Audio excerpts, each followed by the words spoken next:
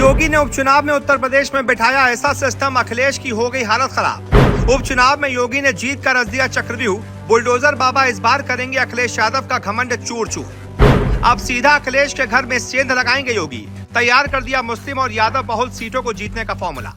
Target पर अखिलेश यादव की ये 4 सीटें। आप भी कमेंट में बताइए उपचुनाव में किसे मिलेगी जीत। जी, उत्तर प्रदेश में विधानसभा उपचुनाव योगी सरकार रामपुर मॉडल पर लड़ेगी। उपचुनाव में 9 में से 7 से 8 सीटें जीतने के लिए भारतीय जनता पार्टी ने खास रणनीति बनाई है। योगी की इस रणनीति से अखिलेश यादव की हालत अभी से टाइट हो गई है। उनको समझ नहीं आ रहा करें तो करें क्या। ये रणनीति ऐसी है कि यादव और मुस्लिम बहुल सीट पर भी भारतीय जनता पार्टी को जीत दिला सकती है। जिन सीटों पर अखिलेश यादव जीत का सपना देख रहे हैं, वो सपना ही रह जाएगा और भारतीय जनता पार्टी का कैंडिडेट अखिलेश के सामने से जीत कर चला जाएगा। विधानसभा की मिल्कीपुर, कटेहरी, करहल, सीसामऊ, मझुआ, कुंदरकी, खैर, मीरापुर, गाजियाबाद और फूलपुर सीट पर उपचुनाव होना है। हालांकि चुनाव आयोग ने अभी मिल्कीपुर में उपचुनाव की घोषणा नहीं की है। 9 सीटों पर ही 13 नवंबर को उपचुनाव के लिए मतदान होना है।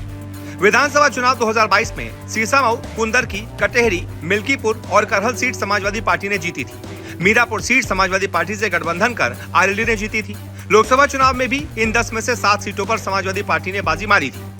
गाजियाबाद, फूलपुर और खैर में भारतीय जनता पार्टी के प्रत्याशी जीते थे। लोकसभा चुनावों के नतीजों को देखते हुए कहा जा रहा है कि उपचुनाव में सभी सीटों पर मुकाबला बहुत कड़ा होने जा रहा है। 2022 में रामपुर से सपा विधायक आजम खान को एक केस में 2 साल से ज्यादा की सजा होने से उनकी सदस्यता रद्द हो गई। रामपुर विधानसभा क्षेत्र में 50% से ज्यादा मुसलमान आबादी है। इसमें अगर यादव मतदाता भी जुड़ जाते हैं तो करीब 55% वोट समाजवादी पार्टी के पक्ष में होता है। ऐसे में ये सीट निकालना भाजपा के लिए बहुत टेढ़ी खीर साबित होने जा रहा है। 2022 में सरकार और भाजपा ने रामपुर उपचुनाव जीतने के लिए एक मॉडल तैयार किया था। हर बूथ के एक मतदाता का फीडबैक जुटाया था। भाजपा समर्थित मतदाताओं का 100% मतदान हो, इसकी व्यवस्था की गई थी। इसका नतीजा ये रहा कि दिसंबर 2022 में मुस्लिम बहुल सीट पर भारतीय जनता पार्टी के आकाश सक्सेना उपचुनाव जीतकर विधायक बने। तब से उपचुनाव का रामपुर मॉडल चर्चा में आया। भाजपा का समाजवादी पार्टी की 4 सीटों पर रामपुर मॉडल लागू करने का फोकस है। ये सीटें हैं सीसामऊ, कुंदरकी, कटेहरी और करहल। हालांकि समाजवादी पार्टी हमेशा आरोप लगाती रही है कि रामपुर में फर्जी मतदान रोकने, संदिग्ध लोगों को पाबंद करने के नाम पर समाजवादी पार्टी समर्थित मतदाताओं को चुनाव से पहले थानों में बंद कर दिया गया था।